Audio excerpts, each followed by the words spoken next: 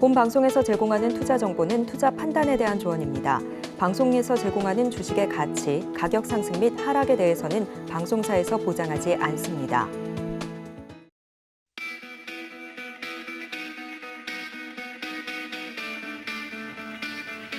안녕하세요. 오늘도 고수익 작전 타임 시작해 보도록 하겠습니다. 저는 진행을 맡은 이혜은이고요. 어느덧 2월도 오늘이 마지막 날입니다.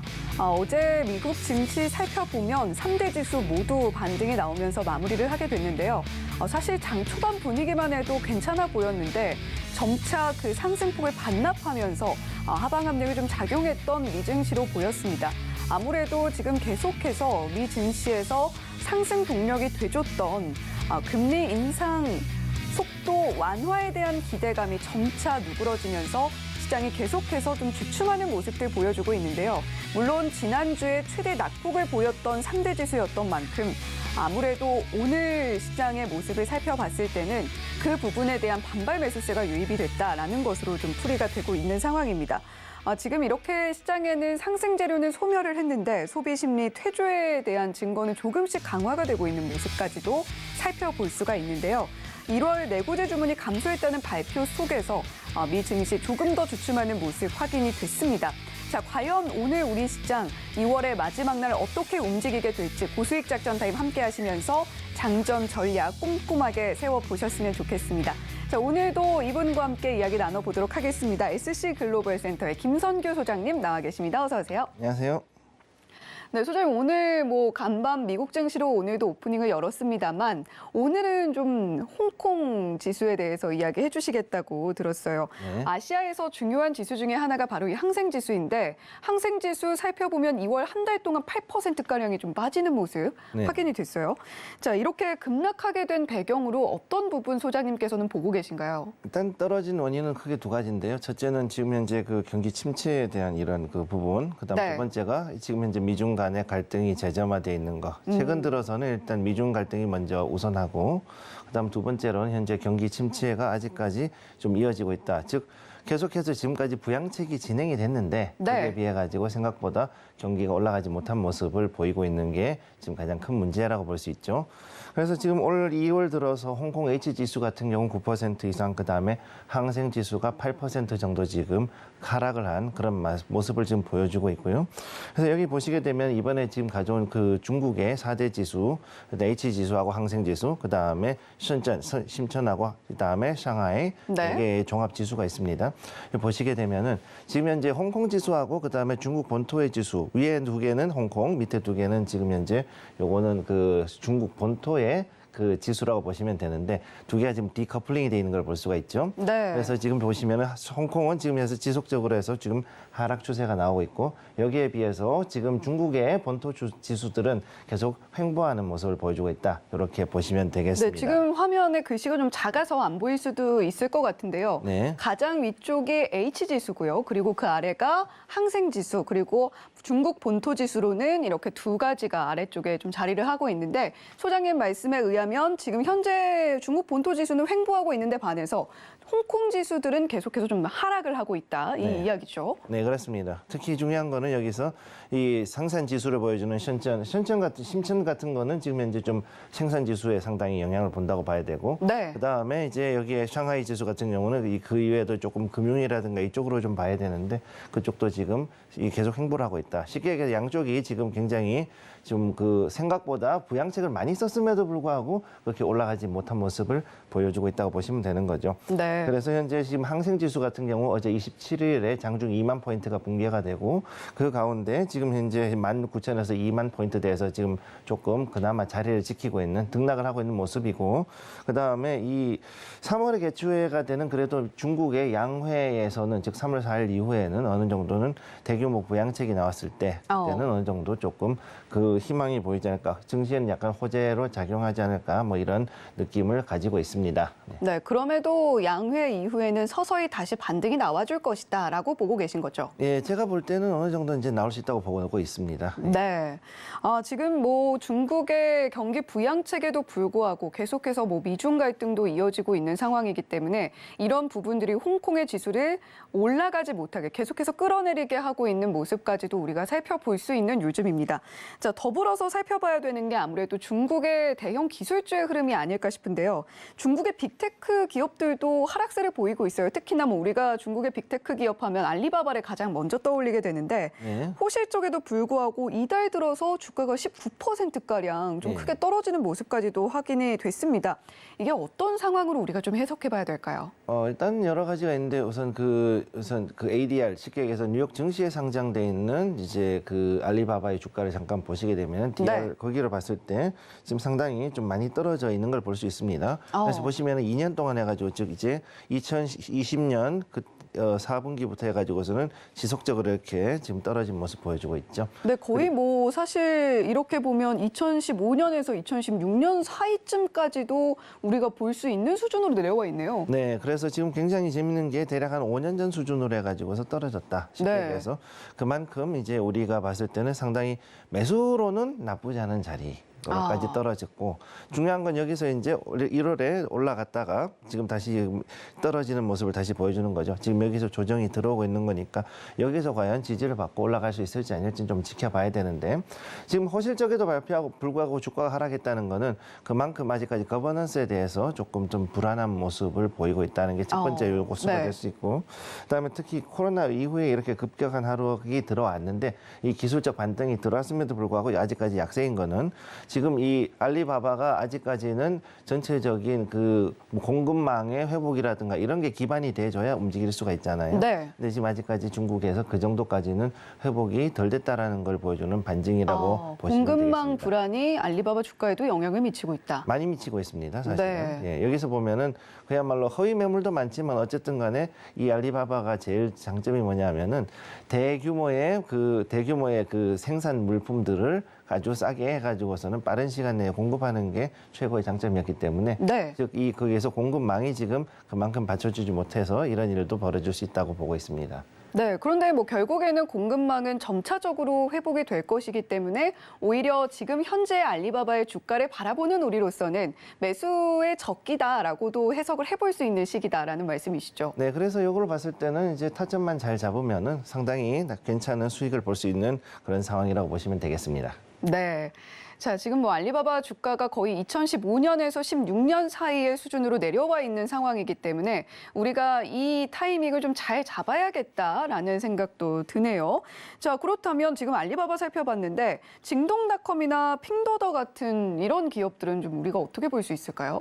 그럼 일단 두 개의 주가부터 먼저 보고 말씀을 드리는 게 좋을 것 같아요. 네. 이게 위에 게 이제 징동닷컴이고 아래가 이제 핑도더, 핑도더죠. 이 두 가지인데 지금 보시면은 핑도더가 사실은 이제 그 훨씬 더 늦게 상장을 했습니다. 그래서 여기 이 핑도더의 상장 시점에 맞춰가지고 이 전체적인 그래프를 지금 그린 건데 네. 지금 JD닷컴, 징동닷컴 같은 경우는 이미 어느 정도 바닥을 지금 잡았고 여기서 다시 한번 더 여기 이 어느 정도 지지선을 지금 잡고 있죠. 마침 이 라인이 딱 잡아주고 있는데 그러네요.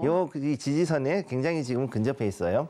그러니까 여기에서 지금 다시 한번 잘 보고서는 어느 정도 이제 그 반등세가 보일 때 그때부터 해서 서서히 조금씩 이제 매수를 조금씩 매집을 하면은 나쁘지 않을 것으로 보이고 그다음에 이제 여기에 보면은 이제 핑도더는 오히려 지금부터 해가지고 서서히 반등이 들어오는 모습을 보여주기 때문에 이걸로 봤을 때는 이 전체적으로는 온라인 기업들이 그동안에 그 상당한 조정을 끝내고 이제 서서히 반등의 모멘텀을 찾고 있다 이렇게 보시면 될 것 같습니다.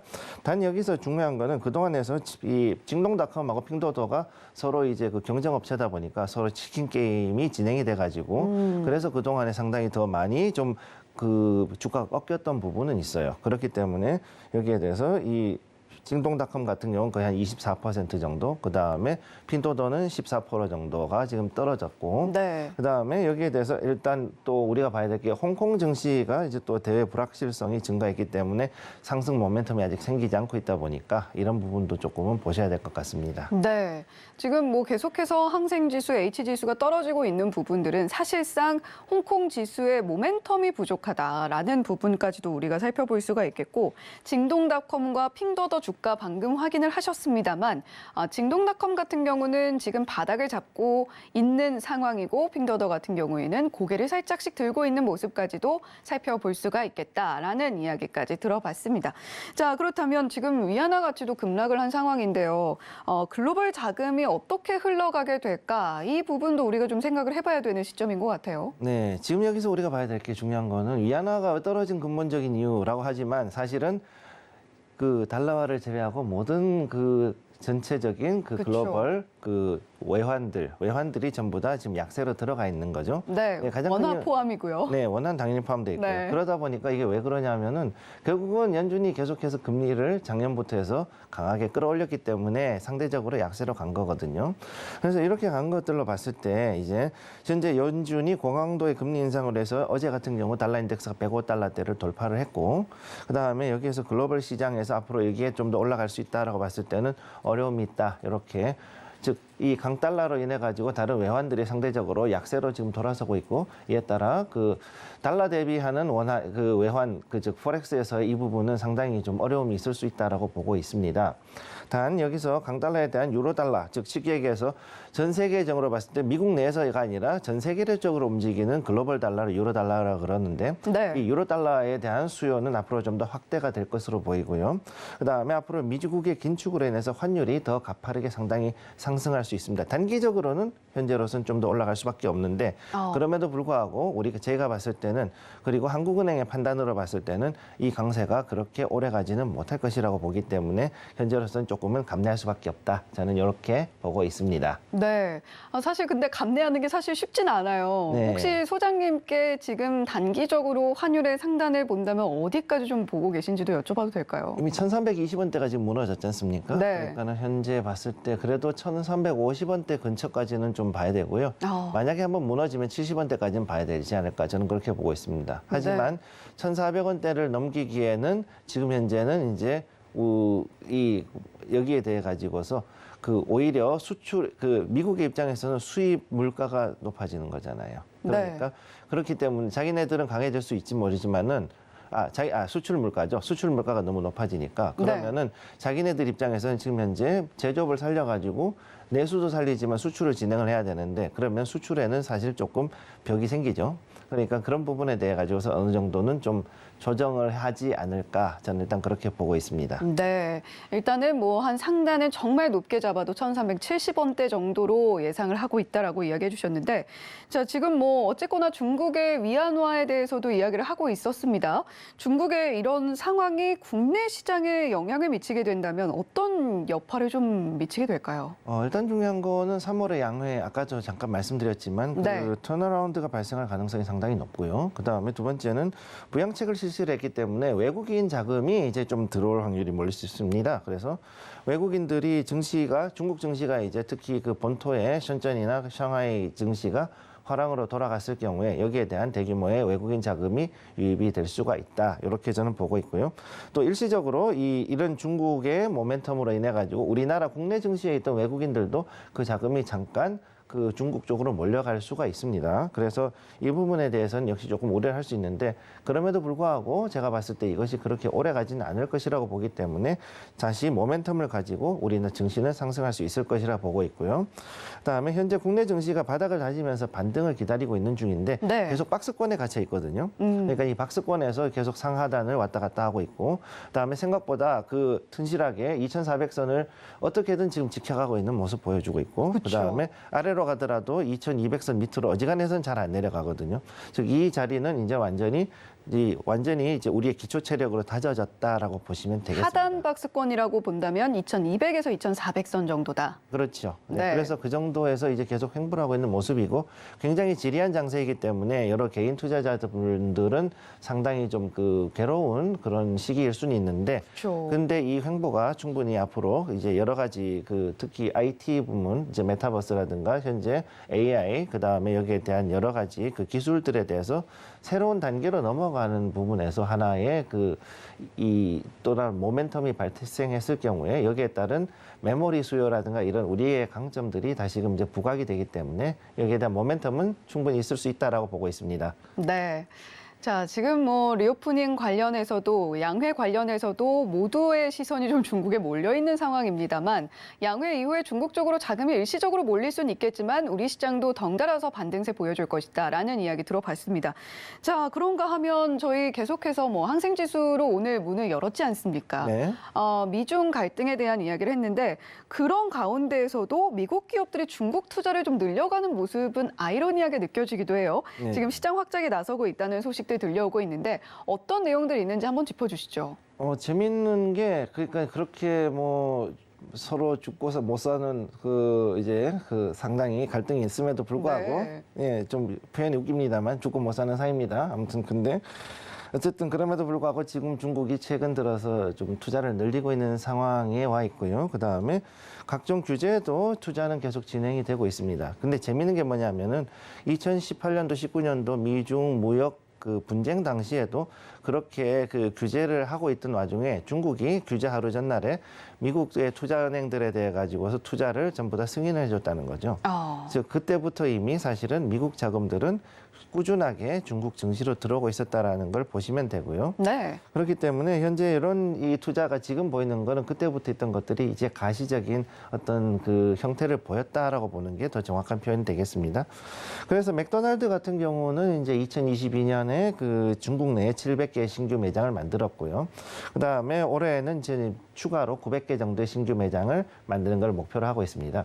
거기다가 이제 식음료 기업들 위주로 해서 상당히 중국 내에 확장을 많이 하고 있는데요. 미국에서는 그래서 타이슨 푸드라든가 호멜, 즉 우리 스팸으로 유명한 호멜 같은 이런 회사들, 즉 육가공 기업들이 상당히 주도를 좀 하고 있는 이런 모습 보여주고 있습니다.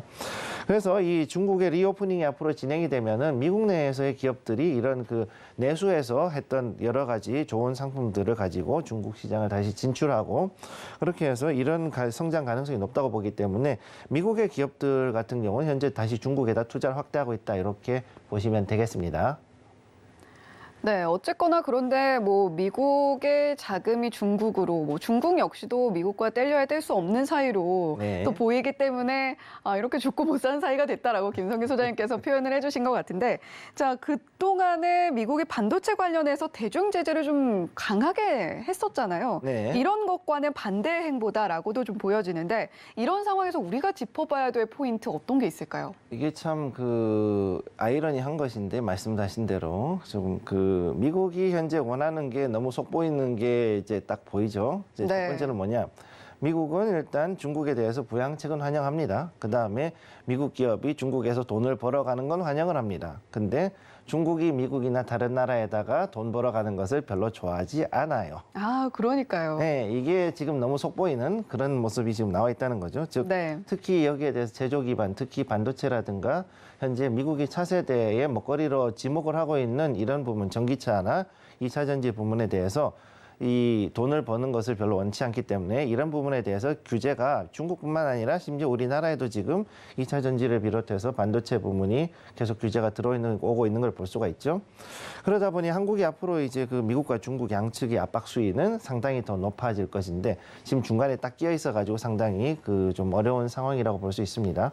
그래서 이 부분은 굉장히 압박 수위가 높아지기도 하지만 또 굉장히 교묘하게 들어올 것이기 때문에 이 부분에 대해서 기업들이 굉장히 좀 곤란한 상황에 처할 확률이 상당히 높아졌다라고 보셔야 되고 네. 그다음에 지금 여기에 대해서 제가 여러 번 말씀드렸지만 이 2차 미중 무역 합의 정확히 얘기하면 1차는 이제 종결이 됐거든요. 네. 작년 12월 말로 해서 1차 무역 합의는 종결이 됐습니다. 그래서 여기에 대한 결산을 하고 그다음으로 2차 미중 합의를 원래 하기로 했었기 때문에 2023년도에 있을 이 2차 미중 무역 합의가 과연 어떻게 열리고 진전을 이룰 것인지 여기가 가장 중요한 포인트가 되겠다 이렇게 보셔야 되고요. 그래서 이 부분에 대해서는 기존의 관계가 좋았던 그 화장품이나 게임, 엔터 관련주들 외에도 앞으로 중국은 우리한테 필요로 한 업종들이 분명히 여러 가지가 생깁니다. 그렇기 때문에 그 부분에 대한 것들을 봐야 되는데 참 아이러니한 것이 미국이나 중국이나 우리한테 바라보고 있는 건 똑같다는 거죠. 자동차, 반도체, 그다음 2차 전지 이거는 반드시 서로가 자기가 끌어가려고 하고 있는 상황이고 그다음 주도권을. 또 서로가 주도권을 가져가고 정확히 얘기하면은 너 내 편이 되라라는 거거든요. 그러니까 너 내 편이 되라 그랬을 때 이게 굉장히 그 곤란한 상황이 오는 거예요. 이게. 내 편이 되되 내가 주인이야. 약간 이런 느낌이죠. 그런 느낌인 거죠. 그러니까 이걸 어떤 식으로 풀어야 되는 건데 네. 그럼 이 이외에 또 다른 수혜 업종이 어떤 것이 있는가로 봤을 때는 결국은 여기보다는 이 하단에 있는 또 다른 소부장이 소재, 부장, 이제 부품, 반도체, 그다음에 장비 이쪽으로 해서 가는 거라든가 혹은 여기에 대해 가지고 우리가 조금 더 신경을 더 많이 써가지고 관리를 해야 되는 그런 상황이 왔다라고 보시면 되겠습니다. 네. 지금 뭐 새롭게 부상하는 사업군에 대해서 그리고 기존에 있던 패권에 대해서 더 꽉 쥐려는 이런 미중 간의 그런 패권 다툼이 상당히 치열하게 그리고 또 은밀하게 진행이 되고 있는 상황에 대해서 김성규 소장님께서 또 자세하게 짚어주신 것 같습니다. 소장님 오늘도 좋은 말씀 고맙습니다. 네, 감사합니다. 네, 계속해서 고수익 작전 타임 이번에는요 펀스탁TV의 황호준 외환시장 분석연구원님 연결해서 국내 시장 오늘 어떤 종목들 계속해서 살펴보면 좋을지 짚어보도록 하겠습니다. 연구원님 어서 오세요. 네, 안녕하세요. 네, 오늘 자세한 이슈 분석과 함께 종목까지도 살펴주시는 날이죠. 오늘 최근 코스닥 움직인 거는 사실 2차 전지, 뭐 저희 앞서서도 이야기했습니다만 2차 전지라고 해도 과언이 아닐 텐데 이 중에서도 눈에 띄었던 종목들 좀 살펴봐야 될 것 같습니다. 어떤 종목 보면 좋을까요? 네, 바로 어제죠. 어제 월요일 미국 증시가 금요일 시장 이후에서 큰 폭의 하락이 있고 난 후에 온전히 받아들여줘야 되는 우리나라 증시였습니다. 결국 개장하고 나서 하락을 하면 시작을 했는데 이러한 시장 상황 속에서 현재 저점 대비 2배가량 상승 중에 있는 기업이 있는데 그게 바로 에코프로입니다. 이 에코프로 그리고 에코프로 BM 이 두 종목은 전일 거래를 하셨던 분이시라면 혹은 주식을 해봤다라면 한 번쯤 들어볼 법한 그러한 거대한 시총을 자랑하는 종목이죠. 오늘은 이 에코프로 그리고 에코프로 BM이 저점 대비 2배 가까운 상승이 왜 일어났는지 그리고 향후 주가의 향방은 어느 정도로 예상이 되는지에 대해서 얘기를 좀 하려고 합니다. 처음 주가가 상승하기 시작한 것은 약 2월 1일부터로 계산이 되는데 이 긴 시간 동안 11만 원과 그리고 13만 원 이 사이에 박스권을 횡보하던 주가가 어느 날 박스 상단이 13만 원을 돌파하게 되면서 투자자들은 그냥 장기간의 박스에서 수렴 후에 이 상방 돌파 시도가 있었구나 정도로만 생각을 하고 대수롭지 않게 넘겼으나 2월 7일 시작된 장대 양봉, 이때 고가가 17만 8,100원이었는데요. 그때까지 상승을 하고 난 후에 16만 5,900원, 약 13.47% 상승을 하고 마감이 되었습니다. 그 이후 현재 에코프로의 주가는 1월 20일 기준으로 해서 10만 9,500원을 기준으로 해서 약 155.71% 상승을 하는 수준이죠. 시가총액이 이 기간 동안 약 1.5배가 된 수준입니다. 현재 에코프로의 시가총액은 전일 기준으로 7조 721억 원이 되어 있는데 엉덩이가 저렇게 무겁고 시총이 큰 종목이 대체 바닥 대비 어떻게 상승을 하고 있는가? 이렇게 됐을 경우에는 현재 가장 대표적으로 수축되는 시나리오는 딱 한 가지인데 바로 사모펀드들이 공매도를 쳤다라는 것이죠. 이 사모펀드는 49인 이하 투자자가 모여서 투자를 하는 집단으로서 보통 이들의 투자 방식은 이 저평가된 기업을 주식을 매수해 시세 차익을 내거나 혹은 공격적으로 M&A를 통해 가지고 가치를 올린 이후에 다시 재판매하는 형식이 대표적인 그들의 전략이죠. 영화에서도 아마 자주 나오는 그러한 세력이라고 일컫는 게 바로 사모펀드가 주된 그 영역입니다. 이렇게 공격적으로 자금을 운용하기에 단위가 최소 수십억 원에서 시작되는 무시 못하는 세력인데 이 보통 이 사모펀드는 3년 내지 5년의 기간을 두고 대상을 포착을 하는데 바로 이 에코프로가 형제가 이 타겟이 된 거죠. 이 세력들의 지금 자금은 상당히 어마무시하고 이 사모펀드가 지금 에코프로에 존재하다라는 게 저의 추측입니다. 네, 지금 화면으로도 나갔습니다만 에코프로 BM뿐만이 아니라 에코프로 굉장한 상승폭을 이번 달 안에 보여줬던 부분들 우리 시장에서 모두 목도를 했습니다. 자, 지금 사모펀드 이야기를 해주셨는데 아무래도 이 이야기가 나오게 되면 머리가 조금 복잡해져요.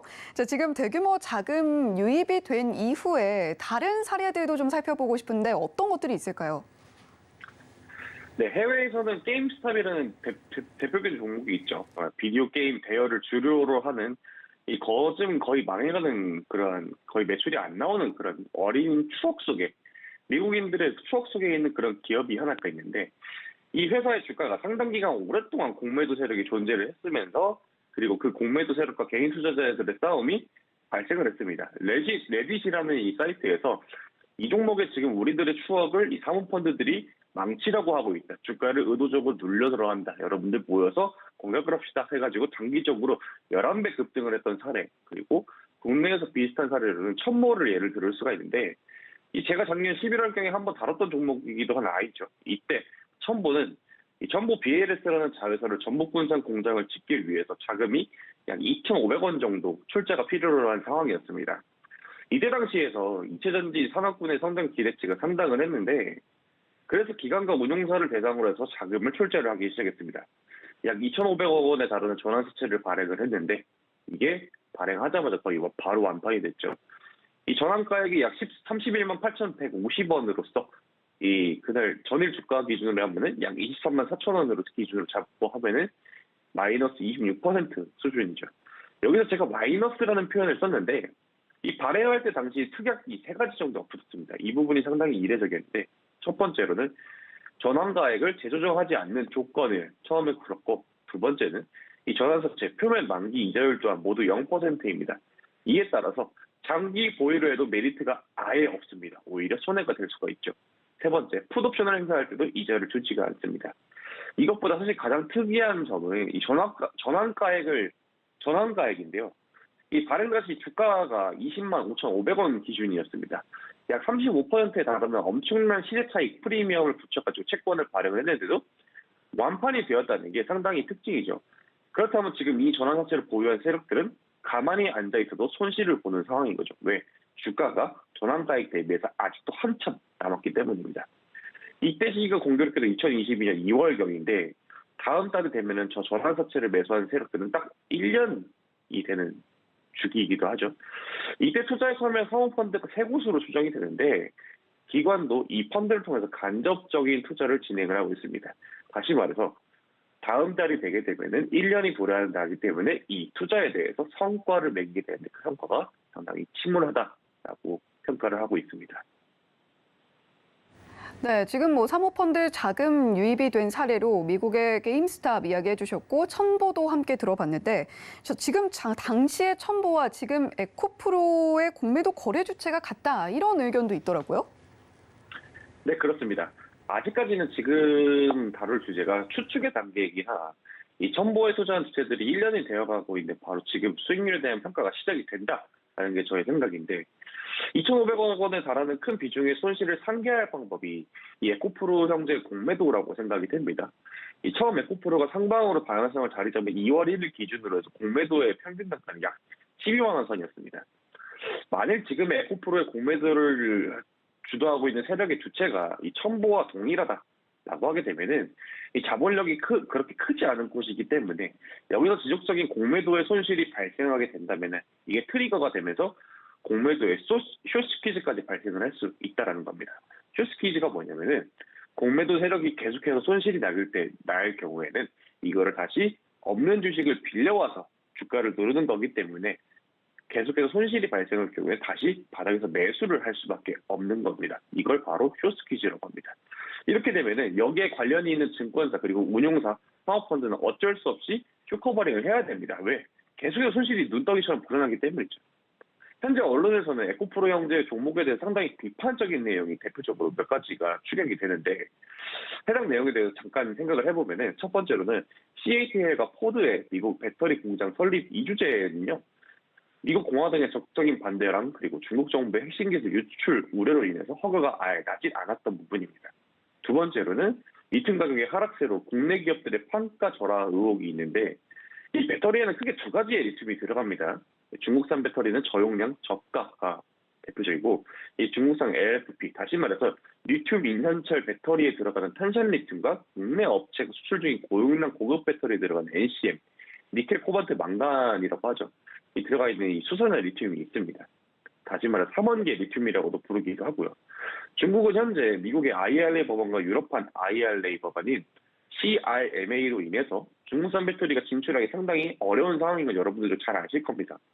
이로 인해 중국 내부의 내수 시장에서 서로가 치킨 게임에 들어갔기 때문에 이 가격이 상당히 떨어지는 중이에요. 세 번째로는 테슬라의 배터리 내재화 및 자체 제작입니다. 이 전기차 붐을 전 세계에 일으킨 기업이기도 하고 2차 전지와 뗄래야 뗄 수 없는 사이죠. 이 테슬라의 배터리가 주품목이 양극재일 때 이 부분을 왕성차 기업에서 자체적으로 생산을 하고 있다라고 하게 되면 양극재를 포함해서 음극재, 전해재, 분리막 수출이 더욱더 활발해지게 된다고 하면 오히려 우리나라는 호재면 호재이지 악재는 아닙니다. 현재 시장에서는 우리의 눈을 흐리기 위해서 상당히 안 좋은 소식들을 퍼뜨리고 있는데 이걸 퍼드라고 합니다. 이 퍼드들을 퍼뜨리는 이유가 궁극적으로 뭘까요? 우리의 눈을 흐리게 하는 주체들이 있는데 이들의 목적은 우리의 눈을 흐리게 해서 본인들의 이익을 챙기는 겁니다. 우리가 지금 가장 중요한 것은 2차 전지, 에코프로라든지 에코프로 BM이라든지 어떠한 경로 투자하든지 간에 이러한 소식들 속에서도 표현하지 않게 흔들리지 않는 그런 자세가 필요한 상황이죠. 네, 주가가 오르는 모습을 보다 보면 사실은 마음을 다잡기가 또 쉽지가 않습니다. 지금 테슬라 이야기도 해주셨습니다만 지금 에코프로와 에코프로 BM의 현 시점에서 투자를 한다면 어떻게 해야 될까? 이 부분도 상당히 고민이 돼요. 이 부분에서 상당히 조심스럽게 여러분들 접근을 해야 되는데 현재 에코프로 그리고 에코프로 BM 두 종목 다 엄청난 상승을 하는 거는 여러분들도 다 알고 있습니다. 만약에 현 상황에서 추가적인 상승을 기대한다면 휴스키즈가 대량으로 발생을 해서 지금의 주가보다 상승이 추가적으로 나올 거에 대해서 기대를 해야 되는데 사실 두 종목 다 냉정하게 보신다면 시가총액이 어마무시하게 크기 때문에 종목들의 단기 2배 가까운 성장이 또 나와 있는 상황이고 아직까지는 풍문에 해당하는 내용이다 보니까 과감한 투자를 하기에는 다소 어려운 부분이 있지만 투자를 염두에 두시는 투자자분들이 분명히 계실 겁니다. 이 두 종목 다 그렇다면 공략을 하실 때는 시초가의 매수 또한 열려있는 부분인데요. 여기서 가장 중요한 건 기존의 종목을 들어갈 때 똑같은 비중으로 들어가시면 절대 안 됩니다. 현재 이슈화되고 있는 게 공매도 관련된 내용이기 때문에 세력들 또한 필사의 몸부림을 부릴 가능성이 있죠. 지금부터 주가를 더 누르는 방식으로요. 이에 따라 추가적인 매수를 해야 되는 상황까지 오게 되면은 처음에 진입하실 때 만약에 진입을 고려하시는 분들은 여기가 가장 중요합니다. 투자금을 3등분을 하신 후에 마이너스 10%에 도달하는 지점을 따마다 기존의 보유주식 숫자만큼의 추가 매수를 하신 후에 에코프로의 경우 20만 원 선 이탈 그리고 에코프로 BM의 경우 14만 원 이탈을 마지노선으로 잡고 접근을 하시면 됩니다. 이 목표가를 제시해드리기에는 상승의 추세가 제가 생각하고 있는 쇼스퀴즈가 발생을 하게 되면 어디까지 해야 될지 상당히 가늠하기 어려운 부분이기 때문에 단기적으로 폭등을 이미 그리고 해놨다라는 게 상황입니다. 평소에 익절하던 포인트보다 조금 더 낮게 잡으시고 만약 이게 추가적인 상승분을 더 욕심이 난다라고 하시면은 반절만 매도하시는 방법을 권장을 드리도록 하겠습니다. 네, 대응 방법. 우리 황호준 연구원님께서 정말 상세하게 짚어주신 것 같습니다. 지금 에코프로, 에코프로 BM 보면서 따라가지 못해서 좀 아쉬웠던 분들께서는 방금 연구원님께서 이야기해 주신 부분들 참고해 보시면 좋겠네요. 연구원님 오늘 말씀도 고맙습니다. 감사합니다.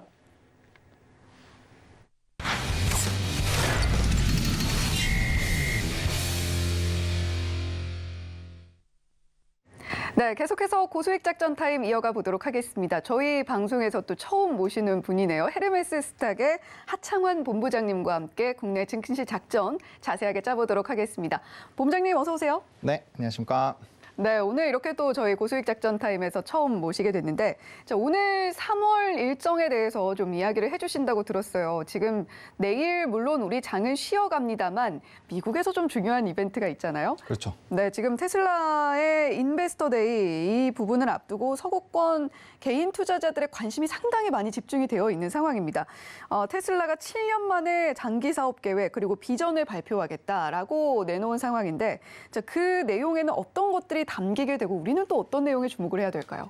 네, 사실 뭐 아직까지는 정확하게 오픈이 된 게 없다 보니까 네. 이때까지 이제 일론 머스크가 했었던 이런 트윗이라든지 그런 각종 내용들로 좀 평가가 되고 있는데 일단은 가장 먼저 얘기가 나오는 게 3세대 전기 플랫폼이죠. 아무래도 이제 절반 가격에 자동차를 만들어낸다라는 부분에서 굉장히 좀 이슈가 되고 있는 상황이고 사실 이제 가격 인하를 했을 때 중요한 게 뭐 Q단은 늘어날 수 있지만 네. P단이 떨어지게 되면 수익성 부분에서의 좀 문제가 될 수 있습니다. 그래서 이러한 부분들이 얼마나 빠르게 진행이 되는지도 중요하겠지만 얼마나 이제 단가적인 부분을 좀 많이 하는 부분들도 집중이 되고 있고요. 그러다 보니까 사실은 생산 속도에 조금 더 좀 주목을 하고 있다라고 보시면 좋을 것 같습니다. 가격은 인하가 되겠지만 자동차의 생산량 자체가 높아지게 되면 네. 거기에 따른 이제 빠른 출하량이 가능한 상황이거든요. 여전히 뭐 자동차 같은 경우는 공급단에서의 문제가 되고 있는 상황이고 그래서 출하량 부분만 빠르게 늘어나게 된다라고 한다면 그만큼 그 안에서의 수익성을 챙길 수 있기 때문에 그 부분이 좀 집중이 되고 있다라고 보시면 좋을 것 같고 또 이제 2,500만 달러의 이제 모델 2, 네. 뭐 모델명 같은 경우는 사실 뭐 명확한 거는 아니지만 시장에서는 이제 저가형 모델에 대한 부분에서 좀 기대도 있는 상황이고 뭐 중국 지역에서 모델 2를 봤다. 뭐 이런 사실 이제 좀 소문도 열심히 돌고 있는 상황입니다. 그만큼 가격 인하에 대한 기대감들은 일단은 우리가 한번 확인을 해봐야 되는 부분이다라고 보시면 좋을 것 같고요. 이제 또 자본의 배치도 굉장히 중요하죠. 향후 이제 수익성 부분에서의 좀 개선이 된다라고 한다면 그만큼 얼마나 이제 자사주 매입하고 소각하고 그 자금들을 활용을 할 것인지에 네. 대한 부분들이 좀 주목이 되고 있는 상황입니다. 아무래도 뭐 미국 같은 경우는 우리나라보다는 훨씬 더 이런 주주 환원 정책이 강하다 보니까 거기에 따라 이제 주주들의 또 기대감이 확대가 되고 있는 상황이고요. 또 중요한 거는 기가팩토리 부분이죠. 향후 기가팩토리 부분이 어떻게 진행되는지도 상당히 중요한데 네. 일단 간밤에서는 독일에서의 생산량 자체가 주당 4,000대로 빠르게 회복을 했습니다. 그래서 거기에 따른 좀 반등이 나오고 있다라고 보시면 좋을 것 같고 앞으로의 생산량 자체의 부분이 어떻게 개선이 되는지도 굉장히 좀 중요하겠죠.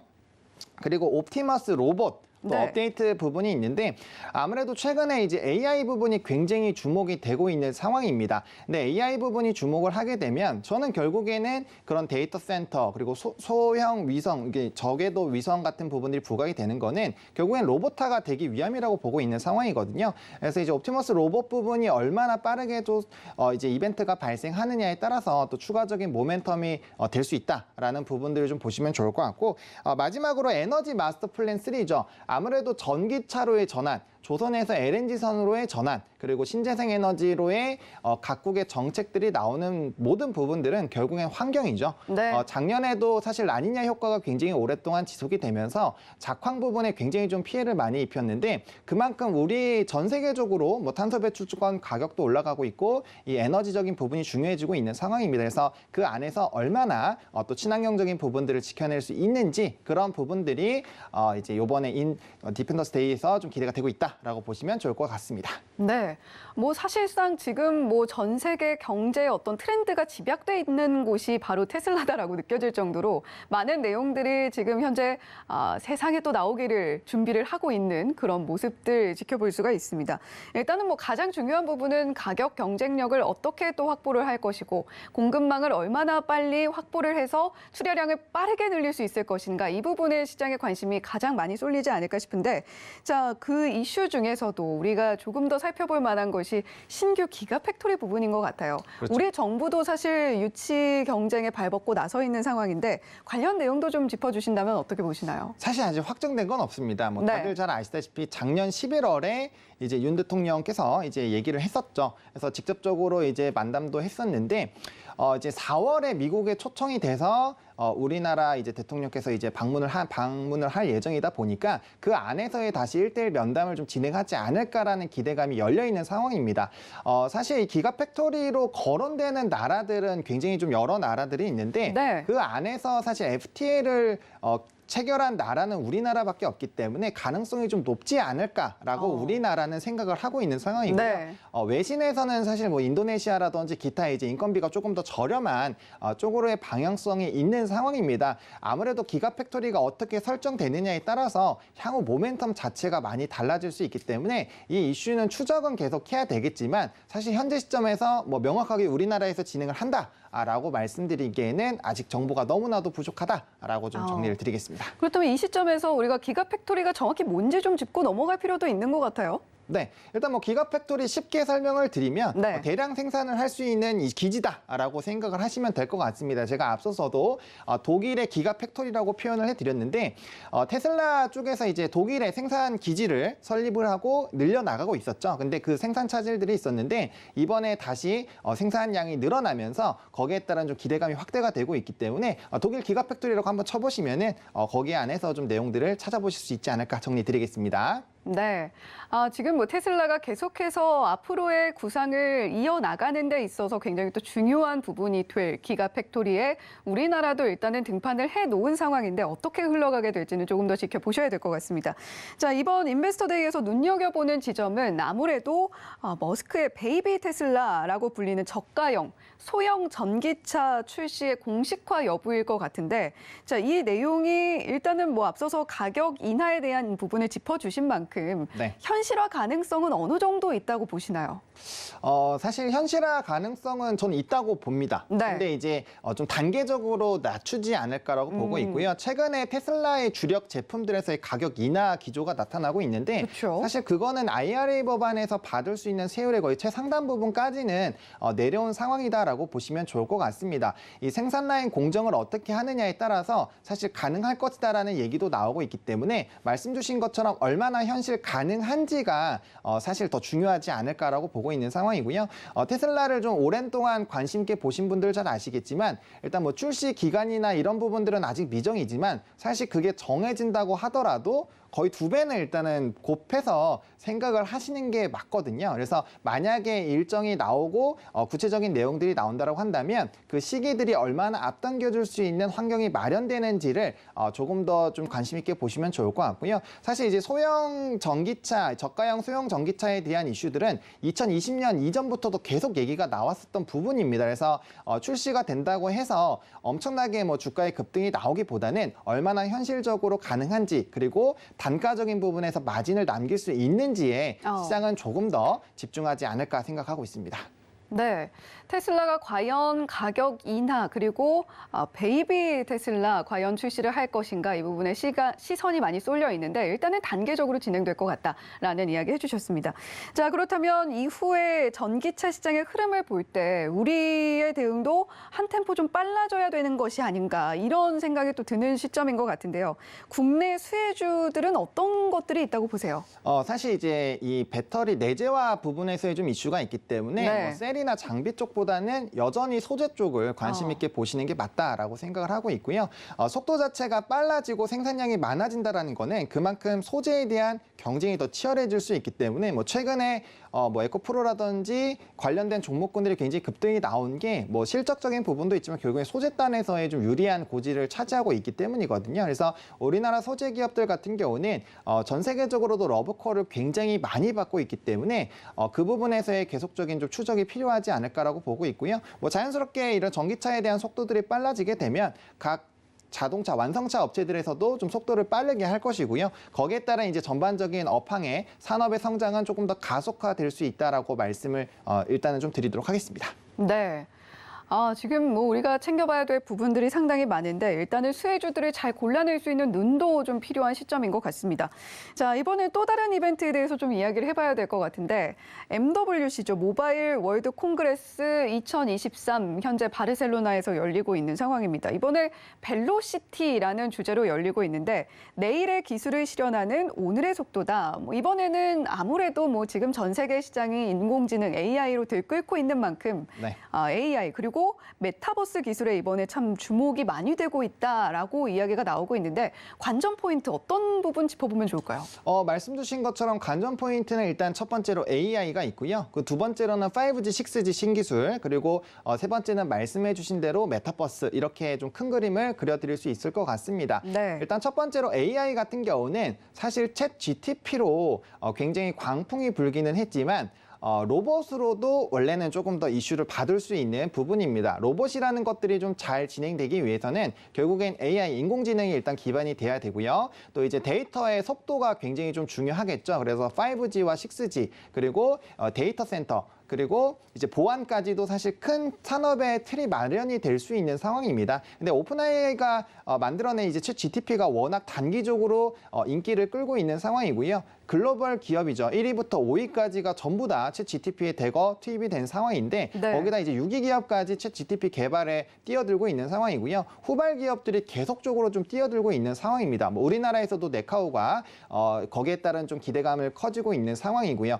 그러다 보니까 전 세계 기업들이 이렇게 대거 투입이 된다는 거는 그만큼 앞으로의 그 산업의 성장성과 규모가 커질 수밖에 없기 때문이거든요. 사실 골목 상권에 엄청난 대기업들이 다 몰려들지 않는 것처럼 시장의 캐파 자체가 굉장히 커질 수 있는 부분이고 그 근거가 되는 게 결국엔 AI가 뭐 드론이라든지 이런 자율주행과 연결이 되고 결국엔 그거를 상단으로 본다면 로봇으로 이어지기 때문이다라고 보시면 좋을 것 같습니다. 그래서 여전히 뭐 마이크로소프트도 이 부분에 좀 참석을 하기 때문에 계속적인 좀 이슈가 되지 않을까라고 보고 있고요. 각 기업의 AI에 대한 이런 발전 기대감 그리고 앞으로의 발전에 대한 이런 흐름들이 계속적으로 발표가 나올 것이기 때문에 이런 부분들을 본다라면은 충분히 이런 AI 부분은 좀 기대가 되고 있는 상황이다. 그리고 두 번째로 5G와 6G인데 사실 전 세계적으로 속도적인 부분에서는 이슈가 많이 있었지만 여전히 이제 설치량 자체가 굉장히 부족하죠. 4G에 비해서는 이 직진화가 되기 때문에 사실 이제 건물들을 투과하지 못하고요.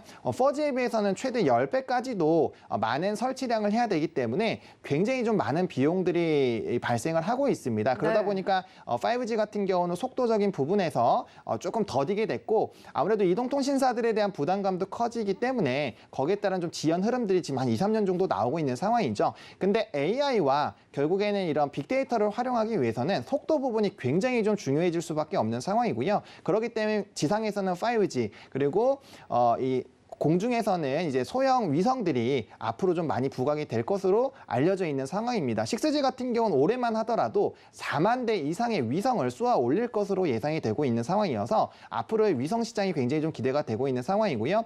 또 이제 일론 머스크의 스페이스 X도 우리나라에서 또 웬업 같은 경우도 우리나라에서의 좀 이런 흐름들이 기대가 되고 있는 상황이어서 3월에서 5월까지는 또 소형 위성에 대한 이런 이벤트들 계속 나올 것입니다. 그리고 고부가 산업들이 계속적으로 부각이 되다 보니까 자연스럽게 메타버스 관련된 종목군들까지도 최근에 좀 좋은 모습들을 보여주고 있다 정리드리겠습니다.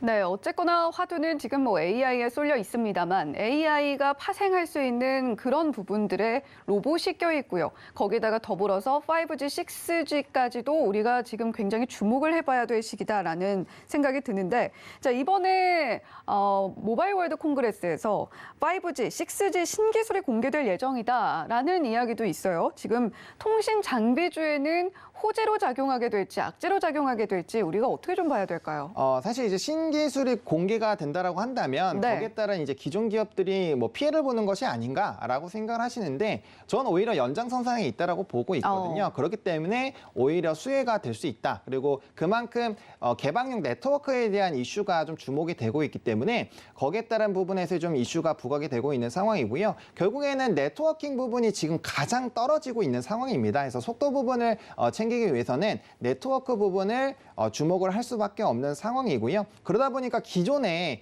이런 5G에서의 좀 중요한 위치를 가지고 있는 기업들이라든지 아니면 이런 통신망을 설치할 때 비용을 절감할 수 있는 기업들이 수혜주로 좀 부각이 되고 있는 상황이거든요. 그래서 좀 크게 두 가지 종목을 좀 말씀을 드리려고 하는데 첫 번째로는 이노와이어리스라는 종목입니다. 이제 스몰셀 관련된 기업인데 이제 이 앞서 말씀드린 것처럼 이 5G는 투과를 못하기 때문에 이 건물 안에 좀 내부 망을 설치를 해야 됩니다. 그래서 스몰셀이라고 말씀을 드릴 수가 있을 있을 것 같고요. 또 국내 최초로 5G 스몰셀을 만들어낸 기업이고요. 그 안에서의 좀 독보적인 지위를 가지고 있는 기업이다라고 보시면 좋을 것 같습니다. 향후 이런 AI에 대한 부분들이 더 성장을 하기 위해서는 이 데이터 속도가 굉장히 중요하기 때문에 네. 이 스몰셀에 대한 수요는 많이 늘어날 수밖에 없는 상황이고요. 거기에 따른 실적도 지금 굉장히 좀 많이 좋아지고 있는 상황이거든요. 그리고 해외 기업들의 이런 매출 비중 자체가 늘어나고 있다라는 부분도 하나의 포인트로 좀 챙겨보시면 좋을 것 같고요. 두 번째로는 HFR이라는 기업입니다. 이 기업의 이제 주력 제품이 프론트 홀이라는 주력 장비인데 쉽게 설명을 드리면 그냥 이제 통신 장비를 설치할 때 그 비용을 많이 절감할 수 있는 그 장비다라고 보시면 좋을 것 같습니다. 비용을 줄일 수 있는. 네, 앞서 말씀드린 것처럼 이 많은 이 설치량이 필요하다 보니까 설치 부담이 굉장히 좀 커지게 되는데 해당 제품 같은 경우는 설치 비용 자체를 줄일 수 있기 때문에 인프라를 구축하는데 보다 더 좋은 흐름들이 나타날 수가 있는 상황이고요. 이번에 실적이 엄청나게 좋게 나왔습니다. 뭐 영업이익단과 순이익단이 300% 이상 좀 증가했거든요. 영업이익이 313%, 당기순이익이 258%나 증가를 했고요. 물론 단발적인 수주 부분이 있기는 했습니다만 그거를 감안하더라도 실적적인 부분이 굉장히 좀 많이 좋아졌다. 그리고 직접적인 해외 매출 비중이 굉장히 높아지고 있기 때문에 이렇게 전 세계적으로 모바일 월드 콩그레스를 바탕으로 이제 신기술 그리고 향후에 이런 AI와 로봇화 그리고 배달 관련된 부분에서 이슈가 된다라고 한다면 충분히 꾸준한 수요가 나타날 수 있는 부분에서 좀 수혜를 받을 수 있는 기업들로 보시면 어떨까 생각을 하고 있습니다. 네, 우리가 뭐 5G, 6G 관련 기업들 살펴볼 때 일단은 신기술이 나온다고 해도 장기적으로는 수혜를 받을 수밖에 없을 것이다라고 본부장님께서 보고 계시고 일단은 우리가 두 가지에 좀 집중을 해야 될 것 같습니다. 첫 번째로는 신기술을 보유하고 있는 기업인가, 두 번째로는 비용 절감이 가능한 부분들을 영위하고 있는 기업인가 이 두 가지 좀 살펴봐야 될 것 같은데 자, 이노와이어리스와 HFR 이렇게 두 종목 함께 이야기를 해주셨습니다. 네, 지금까지 헤르메스 스타 하창환 본부장님과 함께 이야기 나눠봤습니다. 오늘도 좋은 말씀 고맙습니다. 네, 감사합니다. 본 방송에서 제공해드리는 정보는 투자 판단에 대한 조언일 뿐 해당 종목의 가치와 수익률을 보장하지는 않는다는 점 말씀드리면서 저희는 잠시 후에 순간 포착 매매 시그널로 돌아오겠습니다. 시청해주신 여러분 고맙습니다.